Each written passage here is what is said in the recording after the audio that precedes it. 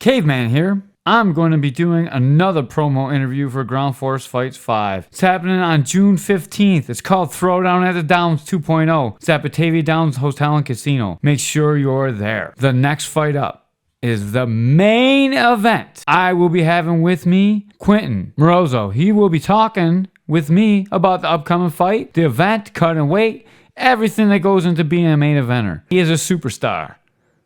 Without further ado, all right, I got Quentin and his manager, Jeff, on the line. How you guys doing today?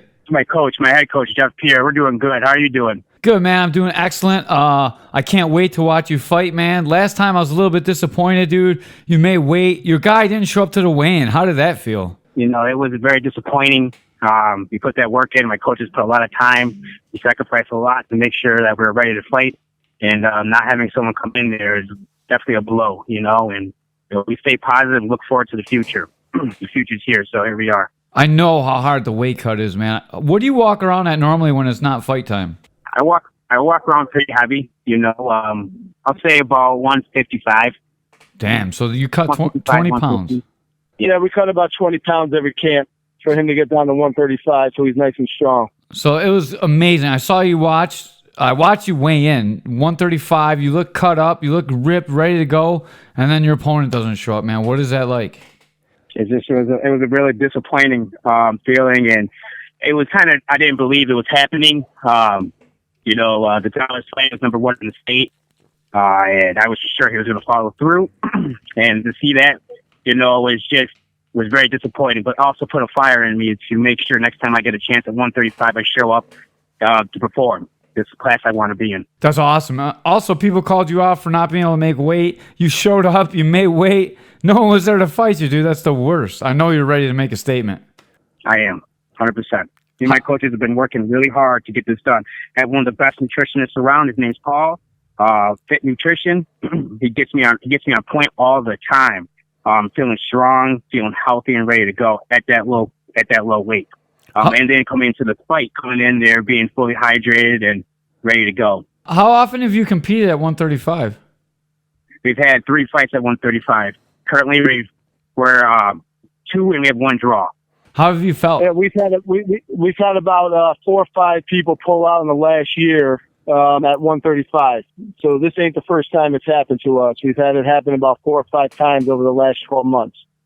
Well, no offense to your opponents, but I don't really blame them, dude. You look pretty scary at 35. No offense. Thanks, man. I take that as a compliment. You know, you definitely put the work in. It's something that I put my life into. Like I said, my family, my coaches, everybody sacrificed a lot of time to make sure I'm ready to go. This is a family thing. This is not just a one individual situation when it comes to this sport, and it takes a family to get through something like this. And like I said, it's very disappointing when people don't follow through it. Whenever I put everything they got to do aside to make sure we can show up on a date to perform. How often have you headlined a card? I couldn't hear you there. What was that? I said, how often have you headlined a card? This card particular? Any cards. Well, How many times have you been the main event? Oh, many times. Especially at 135, it's just if it works out or not. If they show up. Yeah, 3 or 4 times right now. That's just off the top of my head. Do you feel the added pressure when you're in a main event to not only show up, but to do all the publicity and sell the show and get your tickets out and everything that comes with it? No, I come and just do what I do. There's no pressure at all. There's no pressure at all. Just come, put the work in, I leave everything out in the cage, and just get it done. No pressure. Do you do anything else besides for fight? I'm a recruiter for Maxim. I recruit aides, nurses, all for people who are in need. Like people at home who need help, people who have TBIs. With TBIs, there's traumatic brain injuries. So I recruit the aides and nurses that will be taking care of them, and I schedule them to make sure they take accountability. And I'm also a father, which is number 1 in my life. So that's what I do outside of training. That's awesome, man. I was wondering, I seen all the Facebook photos. You dressed all nice. You look like a real businessman. I was just wondering what you had going on the side. Yeah, it's my career, and I represent my company to the fullest, and not only my company but my family. How does your company feel about you fighting? They're very involved. They'll be there at the fights. You know, they would never know I fought if they didn't know me personally. I don't really go around talking about like I go out and I'm fighting. They know I train. They know how much work I put in. They're very supportive. I have the best job in the world. How much respect do you think there is in this sport? You seem like a very respectful guy, and I've never heard you really say anything too mean about any of your opponents. You seem like a super nice guy. What do you think about all the guys that are crazy, talking this, talking that, all the junk that everyone talks nowadays? Yeah, those are the true amateurs. And if they keep that mentality, they'll always be amateur. In this sport, you have to mature as a man and as a fighter, and a woman. Let's put that out there, because there are women who fight too. And as are just the amateurs talking to try to get attention and stuff like that. You see these real fighters out there who are making noise. They're not really coming out of the mouth, coming sideways at people. They're very silent. And fighters who see other fighters aren't really talking much crap and are very silent. They come in there, they know that this guy is pretty much serious and is going to put the work in the cage. He's not going to be talking outside the cage. I don't disrespect any of my fighters. Even when I was being disrespected in the past, I never went out of my way to disrespect the fighter. And I'm never going to. It's not how we work. Every interaction my coaches have taught me to be. Yeah, every interaction we've ever had, you've been super polite. You've been awesome. At times, I've even been, with the other team, and you've always been very, very respectful. And I really appreciate that about you, man. I think that's a great attribute that you have. Thank you. Yeah, I come from a good camp, a good bunch of guys. My coaches, they definitely have integrity and honor. They've been through what I've gone through. So, with those mentors in my life, like Coach Pierre, I've learned a lot how to be a true fighter professionally. It seems like you have all the physical attributes, and it seems like it just comes together for you so easy. What's the hardest part for you about fighting? I'll say the hardest part is just, mentally being prepared all the time. We prepare for 3 months to fight. And then when stuff happens and stuff, it's hard to keep your mental game going, and that's pretty much the hardest part here. What do you know about your opponent? He works really hard. My coach, Pierre, he has a lot more information he could put out there. Yeah, the opponent's a grinder. The opponent's going to go in there and fight for the distance. Definitely is a strong, athletic opponent. We prepare for anyone at any time, and that's why Q is so humble, because we know if you're going to step in the ring, that you're a brave, courageous person, and we respect that. It's sport, so we know that anyone that stands across from Q, we respect that person because we know they're going to grind, they're going to bring it to them, because they have to bring it to them, because we're going to be there bringing it to them as well. So we prepare Q for the ground, we prepare him for standing, we have him conditioned, we have him running, we got his time down, his timing, his speed. He's ready for anything at any point in this match. That sounds awesome, man. At 135, you're making a UFC level cut. Seems like you got great talent. What do you think is your best attribute as a fighter? I think you've got some great boxing. I've seen you wrestling. Your wrestling is fierce, too. It's hard for me to pick what I think you're the best at, but I'd probably say maybe wrestling and dirty boxing. What do you think is your best attribute? You just put it out there. That's pretty much my best attribute. Wrestling, dirty boxing, and my condition. My coaches make sure my condition is ready to go in deep waters, We're ready to do whatever we got to do. We're ready to be a shark out there if we have to, which we will. How strong do you feel at 135? You look very physically dominant at that weight. I feel very strong at that weight. Like I said, my nutrition is one of the best in the world. He does professionals in the UFC, bodybuilders, weight cuts, all type of athletes. So when I do this cut, I go into the next day of fighting. He has me, like I said, fully hydrated, the best I could be, peaking to go out there and perform. Yeah, the day of the cut, we're fully eating all day long. We're not starving ourselves all day. Q will put in about 5-6 meals a day of weigh-in. I'm eating still. So he's fully fueled. Man, no wonder you're ready to go. Yeah. I'm like stunned.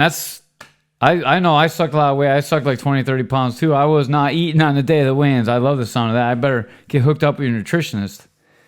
He's the best. He's one of the best. He is the best. He is the best. I'm telling you right now, he knows the body like the back of his hand. I'm serious. It's real. There's a lot of fighters out there that know of him that I feel like you personally probably know that have worked with him. I think after this interview, he's going to be a pretty busy man. I think there's going to be a lot of people checking him out. When you're he's busy right now. When you're preparing for a fight, do you really worry about what your opponent's doing, or do you just try and get yourself better? I just work on me. That's my job, to get myself better. I'm not worried about the opponent. Whatever the opponent's going to do is whatever he's going to do. I'm not going to sit there and harp on what he's going to do. I'm just going to focus on my attributes and make sure they get better and better and better, because always fighting after that fight. You're one of the most jacked guys at the weight class. How often do you lift weights? I never lift weights. I cannot afford to lift weights. If I lift weights, I'll get way too big. I have not lifted weights in about, I'll say, 3 years. Yeah, everything he does is all body movements. God all damn. body. That's crazy. Yeah. I can't believe you don't pick up a weight. No, we don't do any weights. I've been training him for the last 2 years. We do not lift the weights at all. Now, he's a very strong guy. If he's doing chin-ups, he'll rip 100 straight chin-ups. Or, so he's a very strong man. How often do you wrestle? 2 days a week, 2-3 days max. Sometimes 4. Sometimes 4 if we have to. That sounds better. 2, maybe 4. I don't know, something like that. Whatever my coaches tell me to do, I go do. That's awesome. I mean, you seem like a very good wrestler. How high did you make it in high school or college as far as wrestling? I should have really took wrestling serious in high school, but I didn't. So high school is pretty much it. Damn. You have some ferocious slams I've seen, and I really thought that you were a decent to high-level wrestler. So, well, I mean, you are a decent to high-level wrestler in the cage, so it goes to show how much work you're putting in. Yeah, I like I said, a lot of it is just instinct, just training the jiu-jitsu, the wrestling game, and just applying it and committing to the moves I do. You're talking to like I said, I wish I did do wrestling in college. Games would definitely be different, but what you gonna do? Might not be too late. I'm just saying. We could all use some more good NCAA guys. You're talking to a jiu-jitsu guy now, so I got to ask you about your jiu-jitsu. How often do you train on the mat? A lot. At least 3 times a week. That's minimal, for hours, rolling. And sometimes, and studying YouTube videos, believe it or not, watching other like Gracie do their thing. Jacob Bones Gym, Bone MMA, those guys are grinders. Heck yeah. They have put me in the best shape in jiu-jitsu I've ever been. So you're down training with Bone MMA for your jiu-jitsu?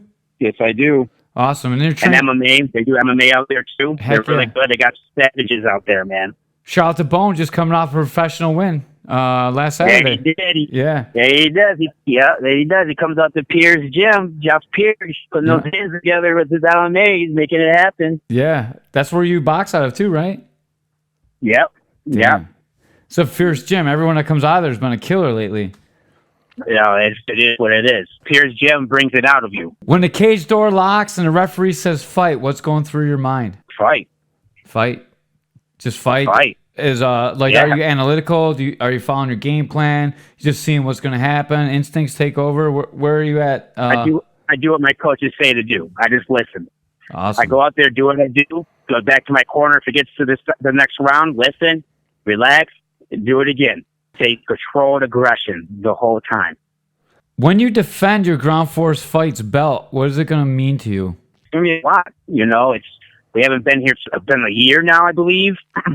And to come out, the people who come out to support me, it's an honor to fight in front of them at my weight class, and to show everybody my attributes and talents I have at that class.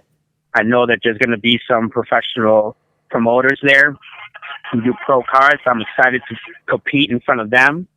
My family and all the gyms I go to, they're going to be there to watch this. You just put the time into to compete. Well, I hope you finally get the chance to cement your title reign into place, because everyone that says that you didn't earn your title don't know what a weight cut is all about, because to me, you earned that title. If your opponent doesn't show up on the day of weigh-ins, something's wrong with him. Yeah, and we don't listen to... You know what? There was a time in my life I would listen to people what they had to say, and I really take that personally, but they're not here supporting me, my life, my family, and in my dreams. So whatever anybody has to say, they can say it. I take it with a grain of salt. We got other things to worry about and focus on. And you know what? The people that say it aren't the people that show up to fight either, and that's the problem with me. If it was someone that was challenging you and all kinds of stuff, whatever they got to say, I'd listen to. But these guys that talk shit, they're not even fighters, man. So Yeah, most of the people who are saying stuff aren't fighters. They never fought in their life. They won't even go to gym to work out. They're the type of people that go to the doctor and have a freaking surgery to lose weight. Or not to call anyone out, or they're fighters that also don't show up when it's their time to fight. I just want to put that out there. Not saying any names. Yeah. When you win, is Ground Force Fights going to be able to keep you, or are you going to be turning pro? So that's my coach's decision. Here's coach. Yeah, I mean, I think the goal is to defend the title, and Ground Force has treated us really, really good. But I think the ultimate goal is to get Q to his pro to the next level. He's paid his dues in the amateur. He's fought more fights at a weight classes that he shouldn't have been at, way heavier than what he is. He's a true 135er. That's where he wants to compete. That's where he should compete. So it's time to go pro so we don't have people backing out and we can make it to fights. And we know he's going to hopefully make a living, make a little pay for what he has put himself through because he does grind all day long. And the goal is for him to have a professional fighter. So we know if we go pro, we'll have a lot more opportunities at that 135. Jeff, what do you think Q's best attribute is as a fighter? He definitely grinds. I love his hands. I mean, I've been lucky enough to coach him in the last 2 years with his punches. I own Pure Boxing, so it's a pleasure to work with him every night on his skills. He's a grinder. He will keep moving forward. He's a tough guy to hurt, and he's sparring guys 30, 40, 50 pounds heavier than him all the time. So it's really hard to get someone even close to his weight to stand in front of him and grind with him. So I think his best attribute is the fact that he wakes up early, he trains hard, he works all day, then he comes to the gym, he grinds, and he gives me 110%. He gives his coaches 110%. So when you see Q, that's really him. He's humble, hardworking young man who just wants to do good, and he loves his fans, he loves the sport. When do you think he's going to turn pro, if you had to put a timetable on it? Honestly, after this fight, I would like to see him go pro. We will talk to his nutritionist, we'll talk to a couple other people and some promoters, but we're getting calls all the time for Q to fight on pro cards, and I think it's just time for him to have that opportunity. The reason why we haven't done that yet is because most of the time he's fighting these much heavier guys, and we just want to really, truly test him at the 135. And because when he does go pro, he'll fight 135. Well, I hope that Q never gets tested in his entire career at 135. He just keeps going on winning and winning and winning. Thank you. Well, we appreciate that. We always look for good fights. We don't back out of fights. We enjoy the game. We respect the game. And, if a 135er wants to fight, we want to fight him. And that's just who we are. Awesome, man. That sounds really good. You guys got any sponsors to plug? Plug your gyms again, too. What was that? I couldn't hear you, Jeff. Do you have any sponsors to plug? I want to say hi to, shout out to Paul. He's Fit Nutrition. Pima Karate. They're great with their karate over there. They got me kicking. I want to say shout out to Synthesis Jiu-Jitsu. Those guys over there are nice guys. They got a good camp. Bone MMA. They're family over here, so I got to definitely let them know what's up, you know what I mean? And Ian out there with Bone, those two, Ian and Jacob, those two are dual to have in my corner. And, of course, Pure Boxing. They're my family. Like, I would not be here right now without any of them. Awesome, man. That's a great interview. You sound like a really humble guy, and I know you a little bit personally. I know you're a really humble guy. I got one sponsored shop for myself. Make sure you check out Integrity Martial Arts. I'm there every Sunday in Niagara Falls Boulevard. I'm on Facebook, Instagram, everything. Check me out, too. Thank you very much for your time, guys. I really appreciate it. I know it's fight week, 9 days out, and you're here talking with me. I really appreciate it. Yeah, thanks for the opportunity. Thank you. Thank you, Jeff. Thank you, guys.